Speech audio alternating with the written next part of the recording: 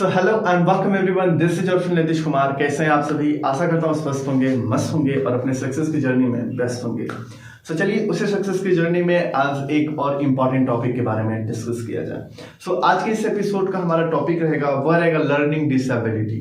हम लोग आज इस एपिसोड में लर्निंग डिसेबिलिटी को पूरी तरह से एकदम डिटेल में डिस्कस करने वाले हैं। तो टॉपिक रहेगा लर्निंग डिसेबिलिटी।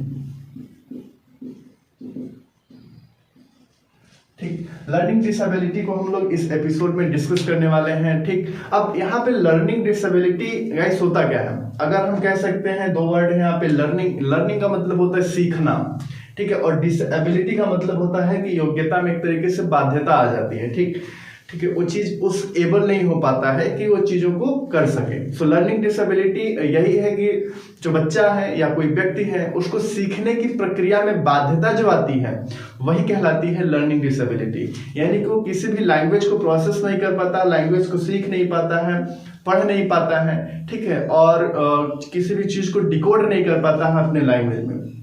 सो ऐसी सारी प्रॉब्लम जो होती हैं, ऐसी जो समस्याएं जो आती हैं बच्चे के साथ, व्यक्ति के साथ, तो उसी को हम कह देते हैं लर्निंग डिसेबिलिटी। यानी कि बच्चा जो है सीखने की प्रक्रिया को अच्छे से प्रोसेस नहीं कर पा रहा है, उसे समझ नहीं पा रहा है, तो उसे लर्निंग डिसेबिलिटी की प्रॉब्लम है।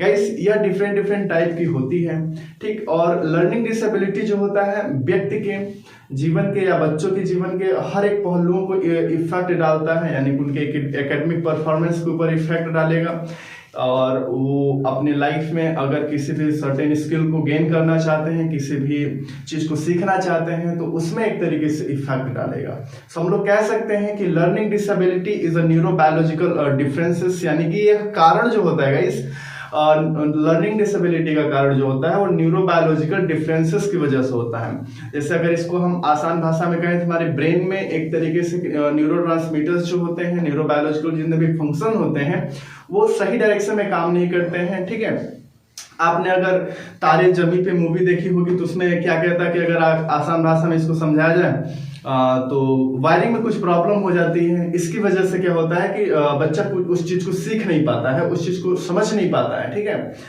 तारे जमी पे मूवी जो है वो पर्टिकुलर डिसलेक्सिया जैसी ही बीमारी को प्रेजेंट करने के लिए बनाई गई, यानी लर्निंग डिसेबिलिटी को जैसे बीमारी को प्रेजेंट करती है। ठीक है, और उसमें बहुत ही अच्छे तरीके से मतलब चीजों को दिखाया गया है।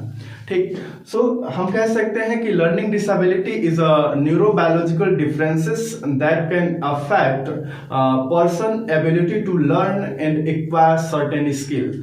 यानी कि बच्चा जो होता है या व्यक्ति जो होता है उसके उस एबिलिटी के ऊपर प्रभाव डाल सकता है, उसकी उस योग्यता के ऊपर प्रभाव डाल सकता है, जिसको अपनाने के बाद जो बच्चा है, जो व्यक्ति है, किसी भी चीजों को सीखेगा या किसी भी सर्टेन स्किल को गेन करेगा, किसी भी सर्टेन स्किल को लर्न करेगा। इस एबिलिटी को बच्चा क्या करता है? लॉस कर देता है। और इस लॉस के पीछे का कारण क्या होता है? न्यूरोबायोलॉजिकल डिफरेंसेस होते हैं, न्यूरोबायोलॉजिकल प्रोसेसेस होते हैं जो कि सही डायरेक्शन में नहीं प्रोसेस हो पाते हैं। ठीक, अगर यह भी देखा जाए तो learning disability that can affect various area of life such as reading, writing, reasoning, ठीक है, मैथमेटिकल सॉल्यूशंस। यह सब सारे एरिया ऐसे हैं जहां पे व्यक्ति या जहां पे बच्चा कह सकते हैं कि बहुत ही डाउन हो सकता है चीजों को समझने में, चीजों को एक्वायर करने में, चीजों को सीखने में। ठीक है, और बहुत ही धीमी गति हो जाती है एक्चुअली में अगर देखा जाए तो। लर्निंग डिसेबिलिटी से अगर कोई बच्चा पीड़ित हो रहा है तो उसका टोटल ओवरऑल एकेडमिक परफॉर्मेंस जो होता है वो डाउन हो जाता है, इफेक्ट पड़ता है उसके ऊपर, वो स्लो हो जाता है। तो यह रहा लर्निंग डिसेबिलिटीज। अब लर्निंग डिसेबिलिटी भी गाइस बहुत प्रकार की होती हैं। ठीक है, जैसे मान लीजिए डिसलेक्सिया हो गया। अगर हम डिसलेक्सिया की बात करें तो डिसलेक्सिया एक ऐसा लर्निंग डिसेबिलिटी है जो कि रीडिंग के प्रॉब्लम को प्रेजेंट करता है। यानी कि बच्चा किसी भी चीज को पढ़ नहीं पाता, अगर पढ़ भी पाता है तो बहुत ही स्लो तरीके से पढ़ पाता है। ठीक है, उसी तरीके से डिस्ग्राफिया है। डिस्ग्राफिया इस चीज को प्रेजेंट करता है, बच्चे के लिखने की एबिलिटी को प्रेजेंट करता है।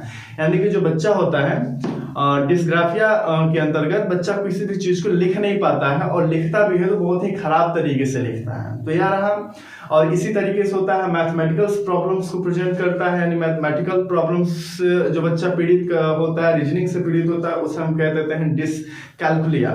ठीक, सो ये कुछ कॉमन टाइप्स के मतलब कि लर्निंग डिसेबिलिटीज पाई जाती हैं जिससे बच्चे मतलब कि इफेक्ट हो सकते हैं, और खासकर बच्चे ही इफेक्ट होते हैं इससे। ठीक, तो चलिए हम लोग आगे डिस्कस करते हैं। इस एपिसोड में हम लोग डिटेल में डिस्कस करेंगे डिसलेक्सिया के बारे में कि डिसलेक्सिया होता क्या है। डिसलेक्सिया अगर गाइस देखा जाए तो यह है एक स्पेसिफिक लर्निंग डिसेबिलिटी, यानी कि लर्निंग डिसेबिलिटी के अंतर्गत एक मेजर या पहला टाइप जो होता है वो होता है डिसलेक्सिया है। डिसलेक्सिया को अक्सर हम स्पेसिफिक लर्निंग डिसेबिलिटी के नाम से भी जानते हैं। अब डिसलेक्सिया क्या होता है, अगर कोई बच्चा डिसलेक्सिया से पीड़ित है तो वो किससे मतलब कि स्ट्रगल करेगा, वो करेगा डिफिकल्टी विथ रीडिंग, यानी कि जो बच्चा डिसलेक्सिया से पीड़ित है वो पढ़ने की समस्या से बहुत ही संघर्ष करेगा, उसे बहुत ही चैलेंजेस का सामना करना पड़ेगा। So dyslexia is a specific learning disability that primarily affect reading and related language based processing skill, यानी कि जो व्यक्ति होता है डिसलेक्सिया से जो पीड़ित होता है, जो बच्चा होता है स्पेसिफिक लर्निंग डिसेबिलिटी यानी डिसलेक्सिया से जो पीड़ित होता है, वो प्राइमरी किससे इफेक्ट होता है, वो होता है रीडिंग रिलेटेड, किसने रीडिंग रिलेटेड लैंग्वेज को मतलब एक तरीके से पढ़ने में मतलब क्या कहता है काफी डिफिकल्टी का सामना करना पड़ता है, उसको काफी इफेक्ट डालता है। और उसके साथ साथ अलग जैसे कि जो बेस्ट उसी के ऊपर बेस्ट प्रोसेसिंग लैंग्वेज स्किल है, ठीक है, उसको एक तरीके से भी ऑपरेट करने में बच्चा जो होता है वो काफी स्ट्रगल करता है, यानी कि कह सकते हैं कि बच्चा किसी भी चीज को पढ़ने में काफी समस्या होता है। So dyslexia characterised by the difficulty with accurate and fluent word recognition, यानी कि जो बच्चा होता है डिसलेक्सिया से जो पीड़ित बच्चा होता है वह जो होता है डिफिकल्टी का सामना करना पड़ता है, किस लिए, एक्यूरेट एंड फ्लुएंट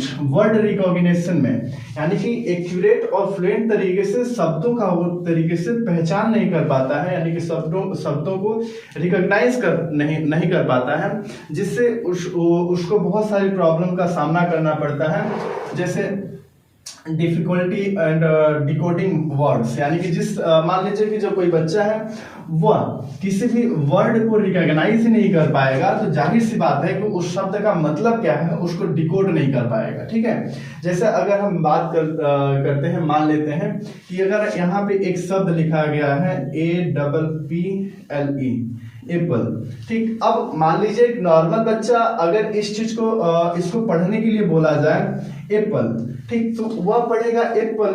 अब एप्पल पढ़ते ही उसके माइंड में एक इमेज आएगा, उसके माइंड में एक इमेज आएगा कि मान लीजिए उसके माइंड में एक इमेज आएगा कि ये सेब है, ठीक, तो क्या हुआ कि इस वर्ड को वो बच्चा एक तरीके से डिकोड कर दिया, ठीक, डिकोड कर दिया। इस वर्ड को बच्चा डिकोड करके अपने बेसिक एक तरीके से अपने बेसिक लैंग्वेज में वो इस चीज को आइडेंटिफाई कर पाया, उस चीज को रिकॉग्नाइज कर पाया कि इस शब्द का मतलब जो होता है वो ये चीज होता है, यानी कि यह एप्पल होता है। ठीक, लेकिन अगर वही बच्चा जो है डिसलेक्सिया जैसे लर्निंग डिसेबिलिटी से प्रभावित है, डिसलेक्सिया से पीड़ित है, तो इस वर्ड को एक तरीके से अच्छे से रिकॉग्नाइज नहीं कर पाएगा, रिकॉग्नाइज नहीं कर पाएगा, तो वो जो होगा बच्चा इस वर्ड को मतलब कि डिकोड भी नहीं कर पाएगा, और डिकोड नहीं कर पाएगा तो इसकी जो एक एक्यूरेट इमेज है वो अपने माइंड में नहीं बना पाएगा। जैसे कोई और वर्ड हम ले लेते हैं, कोई और शब्द ले लेते हैं, जैसे हम ले लेते हैं कैट। अब एक मतलब कि एक शब्द है यहाँ पे कैट, अब कैट जो लिखा है नॉर्मल बच्चा तो इस वर्ड को मतलब कि आइडेंटिफाई भी करेगा, आइडेंटिफाई करने के बाद इसको डिकोड भी कर लेगा कि कैट का मतलब एक बिल्ली यानी कि एक जानवर से लिया गया है, और उसके माइंड में एक जानवर की इमेज बनेगी, ठीक, एक एनिमल यानी बिल्ली की मतलब इमेज बनेगी। लेकिन जो बच्चा डिसलेक्सिया से पीड़ित होगा वो यानी कि इस कैट वर्ड को डिकोड नहीं कर पाएगा, और डिकोड नहीं जब नहीं कर पाएगा तो उसके माइंड में एक इमेज नहीं बन पाएगी। तो क्या है कि डिसलेक्सिया जो है जो बच्चा पीड़ित है डिसलेक्सिया से वो डिफिकल्टी डिकोडिंग वर्ड, यानी कि इसके सिम्टम्स जो आते हैं वो वर्ड को डिकोड नहीं कर पाएगा, ठीक है। जब वर्ड को वह डिकोड नहीं कर पाएगा तो वह शब्दों को यानी कि इंफॉर्मेशन को सही डायरेक्शन में प्रोसेस नहीं कर पाएगा, ठीक है, सीख नहीं पाएगा कि इसका मतलब क्या होगा, ठीक, और उसको भाषा को भी सीखने में काफी प्रॉब्लम हो सकती है। सो पहला मतलब कि डिफिकल्टी विथ डिकोडिंग वर्ड्स, यानी कि जो वर्ड्स को डिकोड करने में उसको समस्या होगी। दूसरा पुअर स्पेलिंग, यानी कि किसी भी चीज को पढ़ना भी चाहेगा, जैसे मान लीजिए यहाँ लिखा है मैन, ठीक, अब मैन लिखा है तो उसको कुछ भी पढ़ सकता है, जैसे एम है तो इसको डब्ल्यू भी कर सकता है, ठीक, मतलब कि डब्ल्यू कर सकता है, WAN, ठीक। तो ऐसी भी समस्या उसके सामने आती है कि पुअर स्पेलिंग, और इसको पढ़ने में भी उसको समस्या है कि मैन लिखा है कि वान लिखा है, ठीक है। सो इसको एक तरीके से क्या करेगा कि मतलब पढ़ नहीं पाएगा, ठीक, और पढ़ेगा भी तो क्या आएगा कि पुअर स्पेलिंग के साथ पढ़ेगा, ठीक, इसको एक्यूरेट प्रोनाउंस नहीं कर पाएगा। स्लो रीडिंग, ठीक, अब इसको पढ़ने में भी उसको काफी समस्या का सामना करना पड़ेगा, ठीक है, काफी समस्या का सामना करना पड़ेगा, और वहां पे स्लो रीडिंग जैसी समस्या आ जाएगी, यानी बहुत ही उसकी धीमी गति, यानी कि जैसे मान लीजिए एक नॉर्मल बच्चा है और वह डिसलेक्सिया जैसे बीमारी से पीड़ित नहीं है, डिसलेक्सिया जैसे लर्निंग डिसेबिलिटी से पीड़ित नहीं है, और उसकी जो रीडिंग स्पीड है वो एक तरीके से नॉर्मल कंडीशन में है। सो नॉर्मल कंडीशन से बहुत ही डाउन कंडीशन में चला जाता है अगर कोई व्यक्ति या कोई बच्चा जो है वो डिसलेक्सिया जैसी लर्निंग डिसेबिलिटी से मतलब कि पीड़ित है, तो ठीक। सो यहाँ पे स्लो रीडिंग आ जाती है, वर्ड रिवर्सल भी आ जाता है, यानी कि जैसे मान लीजिए यहाँ पे मैन लिखा है तो मैन को WAN भी लिख सकता है, जैसे मान लीजिए कैट लिखा है, ठीक है, कैट लिखा है तो इसको क्या कर सकता है, टैग भी लिख सकता है, TAC। तो क्या है कि वर्ड को मतलब कि रिवर्स कर सकता है वो, और इस चीज को डिफरेंशिएट नहीं कर पाएगा, इस चीज को समझ नहीं पाएगा कि आखिर वो ऐसा क्यों कर रहा है, ठीक। सो ऐसी समस्या भी जो होती है वो डिसलेक्सिया से जो पीड़ित होता है बच्चा, उसको मतलब कि पढ़ने में समस्या होती है, ठीक है। अब कुछ बच्चे जो होते हैं डिफिकल्टी विद फोनोलॉजिकल अवेयरनेस, जो बच्चे होते हैं उनको फेनोलॉजिकल अवेयरनेस में भी प्रॉब्लम होती है। गाइस, अब फेनोलॉजिकल अवेयरनेस होता क्या है, यह हमारे माइंड की एक ऐसी एबिलिटी है, या ठीक कह सकते हैं एक ऐसा मतलब कि स्ट्रेंथ है जहां से बच्चा जो होता है लैंग्वेज को प्रोसेस करने में अब डिफरेंट तरीके से जो होता है वेज को अपनाता है, और अपनी अवेयरनेस को दिखाता है शब्दों को लिखने में, भाषा को सीखने में, या शब्दों को जोड़ करके अक्षरों को जोड़ करके शब्द बनाने में, ठीक है, या लेटर को जोड़ करके कोई वर्ड बनाने में, ठीक। तो ऐसे मतलब कि अवेयरनेस को क्या होता है, डिसलेक्सिया से पीड़ित बच्चा जो होता है वो लॉस कर देता है। जैसे मान लीजिए हम राइमिंग की बात करें, जैसे कुछ हम वर्ड्स लेते हैं जहां पे राइमिंग हो रही है।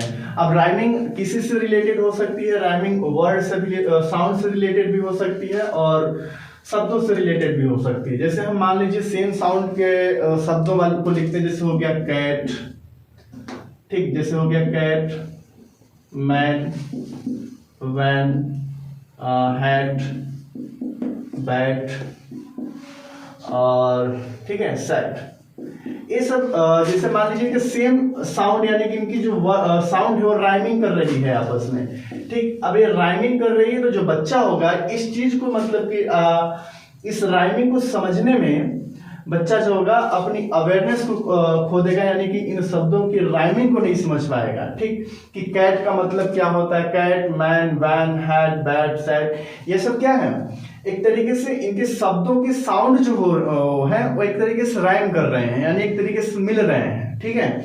सो इसमें जो होता है इस अवेयरनेस को बच्चा लॉस कर देता है डिसलेक्सिया के अंतर्गत, और इन शब्दों में डिफरेंशिएट नहीं कर पाता है कि इसका मतलब क्या होता है, कैट का मतलब क्या होता है, मैन का मतलब क्या होता है, वैन का मतलब क्या होता है, हेड का मतलब क्या होता है, बैट का मतलब क्या होता है, ठीक। जैसे मान लीजिए ब्लेंडिंग और शब्दों को मिलाने की अवेयरनेस को भी खो जाता है। जैसे मान लीजिए यहाँ पे जो है कैट कितने लेटर से मिलकर बना है, कैट 3 लेटर से मिलकर बना है, 3 लेटर से मिलकर बना है। पहला C + A + T = कैट, ठीक। तो बच्चा जो है इस चीज को राइम नहीं कर पाता, यानी लेटर्स को राइम करने की, लेटर्स को ब्लाइंड करने की अवेयरनेस को भी लॉस कर देता है कि कोई शब्द जो है कितने लेटर्स से मिलकर बनता है, ठीक, और वो मतलब कि ऐसा किस तरीके से बनाया जाता है। जैसे हम बात करते हैं, अगर यहाँ पे मान लीजिए मैंने लेटर का एग्जांपल लिया, और अगर हम यहीं पे बात करें बटर की, तो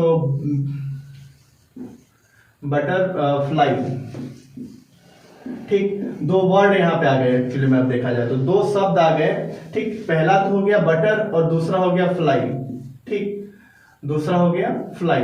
अब इसको अगर हम दोनों शब्द को मिलाएं तो क्या बन जाएगा, बटरफ्लाई, ठीक। अब बटरफ्लाई का मतलब क्या हो जाता है, तितली, ठीक। अब देखिए क्या है कि कैसे हम दो शब्दों से मिलकर, मतलब कि दो वर्ड यहाँ पे हैं, दो वर्ड्स को मिला करके कोई एक नया वर्ड मैंने बनाया, ठीक। लेकिन अब जो डिसलेक्सिया से बच्चा पीड़ित होगा, इस अवेयरनेस को भी लॉस कर देता है, यानी कि शब्दों को जोड़ करके कोई नया शब्द बनाना, इस अवेयरनेस को बच्चा लॉस कर देता है। जैसे मान लीजिए अगर हम हिंदी वर्ड या हिंदी शब्द तितली की बात करें, तो तितली किस तरीके से मतलब कि लिखा गया है। तितली मान लीजिए अगर हम अक्षरों की बात करें तो पहले त लिखा गया, ठीक, फिर इसमें छोटी की मात्रा लगाई गई ती, फिर इसके बाद त लिखा गया, फिर उसके बाद ल लिखा गया, ठीक, अब इसमें बड़ी की मात्रा लगाई गई, ठीक। तो बच्चा जो होगा इस तरीके से चीजों को डिफ्रेंशिएट भी नहीं कर पाएगा, यानी कि इस तरीके से चीजों को ब्लाइंड भी नहीं कर पाएगा, जोड़ भी नहीं पाएगा। ऐसी समस्या भी बच्चे के सामने आ जाती है जो बच्चा होता है डिसलेक्सिया से पीड़ित होता है, ठीक। तो यह रहा ब्लाइंडिंग, यानी कि शब्दों को जोड़ करके या लेटर या अक्षरों को जोड़ करके शब्दों को बनाना, ठीक। इस अवेयरनेस को बच्चा लॉस कर देता है। अब इसी का रिवर्स भी हो सकता है, वो होता है सेगमेंटिंग, यानी कि बच्चा जो होता है विभाजन भी नहीं कर पाता है, ठीक। जैसे मान लीजिए कोई वर्ड यहाँ पे, जैसे इसी को हम एग्जांपल ले लेते हैं, जैसे मान लीजिए यहाँ पे तितली लिखा है। अब जैसा कि हम लोगों ने डिस्कस किया कि अगर तितली जो है लिखा है कितने अक्षरों से मिलकर बना है, उसमें कौन सी मात्राएं लगी हैं, अगर इसको विभाजित करने के लिए बच्चे को बोल दिया जाए तो इस शब्द को विभाजित नहीं कर पाएगा, ठीक। जैसे मान लीजिए अभी हम लोगों ने जैसे विभाजित किया था इसको, ठीक, विभाजित किया, जैसे मान लीजिए तितली जो लिखा है, तितली, ठीक। अब यहाँ पे देखिए कि इसको विभाजन करने के लिए बोल दिया जाए बच्चों को, यानी कि इसको सेगमेंट करो, तो बच्चा नहीं कर पाता है। इस अवेयरनेस को भी बच्चा लॉस कर देता है डिसलेक्सिया के कंडीशन में। जैसे इसको विभाजित किया जाए, इससे अक्षरों को विभाजित किया जाए तो पहले त लिखा गया, ठीक है, अब इसमें छोटी की मात्रा लगाई, ती हो गया, प्लस मतलब कि त फिर लिखा गया, फिर ल लिखा गया, फिर इसमें बड़ी की मात्रा लगाई। अब ये मिल के सब मतलब क्या बन गया, ये तितली बन गया। उसी तरीके से यहाँ पे भी लिखा है, जैसे मान लीजिए बटर लिखा है, तब जैसे मान लीजिए बटरफ्लाई यहाँ पे शब्द है, ठीक, कोई मतलब यहाँ पे शब्द है बटरफ्लाई। अब बोला जाए कि इसमें दो शब्दों को मतलब एक तरीके से डिफरेंशिएट करो, दो शब्दों को अलग करो, दो शब्दों को सेगमेंट करो, ठीक। तो यहाँ पे क्या करेगा बच्चा, इस एबिलिटी को मतलब कि लॉस कर देगा, इस अवेयरनेस को लॉस कर देगा कि इसको मतलब कर पाए। जैसे मान लीजिए इसको दो शब्दों में अगर इसको मतलब सेगमेंट करना हो तो आ जाएगा बटर आ जाएगा पहले, ठीक है, प्लस फ्लाई, ये दोनों अलग अलग शब्द हैं। लेकिन अब इसको कह दिया जाए कि बटरफ्लाई को शब्दों में मतलब कि सेगमेंट करो, इस अवेयरनेस को खो देगा। अगर इसको कह दिया जाए कि बटर को भी लेटर में सेगमेंट करो, यानी लेटर में विभाजित करो, तो भी बच्चा इसमें काफी स्ट्रगल की सामना करना पड़ेगा, ठीक। जैसे मान लीजिए अगर बटर को अगर सेगमेंट किया जाए तो इसमें कितने लेटर आ गए हैं, B plus U plus double T, ठीक, okay, plus E plus R. तो इस तरीके से सेगमेंट करने में क्या है कि बच्चा काफी मतलब कि प्रॉब्लम का सामना करना, काफी स्ट्रगल करता है। तो इस तरीके से प्रोसेस, यानी कि लैंग्वेज बेस्ड जो प्रोसेस होते हैं, इस प्रोसेस को बच्चा नहीं कर पाता है, इस अवेयरनेस को बच्चा क्या होता है वो लॉस कर पाता है, लॉस कर